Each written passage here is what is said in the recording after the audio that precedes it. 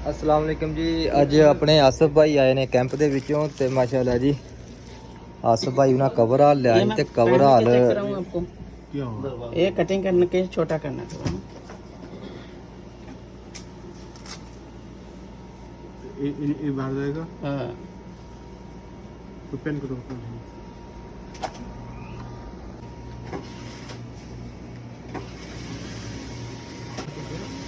लंबा हो रहा है।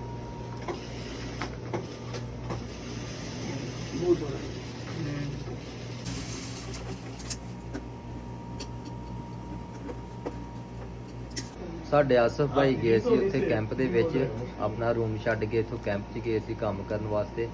ਤੇ ਖੁਬਰ ਗਏ ਨੇ ਤੇ ਇਹ ਕਵਰ ਹੈ ਲੈ ਕੇ ਗਏ ਸੀ ਤੇ ਕਵਰ ਹਾਲ ਆਇਆ ਵੱਡਾ ਕਿਉਂਕਿ ਆਸਫ ਭਾਈ ਉਹਨਾਂ ਦਾ ਕੱਦ ਥੋੜਾ ਜਿਹਾ ਮੀਡੀਅਮ ਹੈ ਤੇ ਕਵਰ ਹਾਲ ਫੁੱਲ ਸਾਈਜ਼ ਦਾ ਮਿਲ ਗਿਆ ਇਹਨਾਂ ਨੂੰ ਤੇ ਇਸ ਕਰਕੇ ਅਸੀਂ ਆਇਆ ਟੇਲਰ ਕੋਲ ਥੋੜਾ ਜਿਹਾ ਇਹਨੂੰ ਕਟਾ ਕੇ ਕੱਟ ਵੱਢ ਕੇ ਤੇ ਸਿੱਧਾ ਕਰਨਾ ਆਪਣੇ ਬੰਦੂ ਭਾਈ ਨੇ ਦੇਸੀ ਭਾਈ ਮਾਸ਼ਾਅੱਲਾ ਜੀ ਤੇ ਆਸਫ ਭਾਈ हाँ भाई छोटा करवाना हाँ आसफ साहब पता करो हाँ अंदर बंगाली ने बना हाड़िया होना ਤੁਹਾਡਾ कवर हाल बड़ा टाइम हो गया आधा घंटा हो गया घर छड़े दा उन्हें जाओ जाओ पता करो जाके सरकार बहुत टाइम हो गया इतने खलोते दिया पता करने पैना है अपने शानी भाई बिजी बड़े ना भाई देखो मोबाइल च पता नहीं केड़ा सीरियल चल रहा इन्हां दा सुल्तान मोहम्मद फातेह लो बाबा जी काफ़ी देर इंतज़ार करन तो बाद आसफ भाई आ गए ने अपना कवर लैके आसफ भाई हो गया नहीं यार सरकार 10 रियाल सोच के रूम दे विचों आए ने ते आसफ कह रहा कि 30 रियाल दे ने आसफ 30 रियाल दे आया बड़ी बहस की है ना 20 देते नहीं 20 दिते ने हाँ कवर हाल हो गया सेट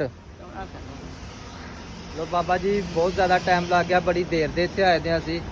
ते कवर हाल ते सैट हो गया ते रूम दे विचों सोच के आए कि बड़ा करेगा ते 10 रियाल लवेगा साढ़े कोलों ते सरकार इस बंगाली ने लेने साढ़े कोलों 30 रियाल दे विच कवर हाल सैट करके दिता सानू आसफ होर की लैना और तेन कुछ लैना और यार जान माए लेना ही तो वो मिल गया रूम चो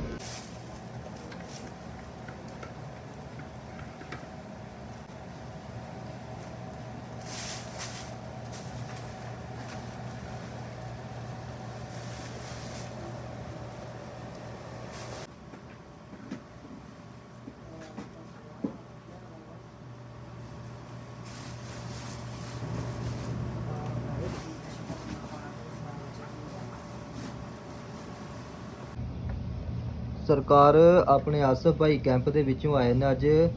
ਤੇ ਇਹਨਾਂ ਕੋਲ ਹੈਲਮਟ ਇਹਨਾਂ ਦਾ ਖਰਾਬ ਹੋ ਗਿਆ ਸੀ ਤੇ ਇਹਨਾਂ ਇੱਥੋਂ ਹੈਲਮਟ ਦੇਖ ਕੇ ਹੈਲਮਟ ਦਾ ਜਿਹੜਾ ਪਲੰਜਰ ਆ ਨਾ ਪਲੰਜਰ ਉਹ ਚੇਂਜ ਕਰਦੇ ਪਏ ਨੇ 2 ਨੰਬਰ ਤਰੀਕੇ ਨਾਲ ਐਸ ਹੈਲਮਟ ਦਾ ਗ੍ਰੀਨ ਦਾ ਕੱਢ ਕੇ ਤੇ ਯੈਲੋ ਦੇ ਵਿੱਚ ਬਾੜਦੇ ਪਏ ਯੈਲੋ ਨਹੀਂ ਬਲੂ ਦੇ ਵਿੱਚ ਬਾੜਦੇ ਪਏ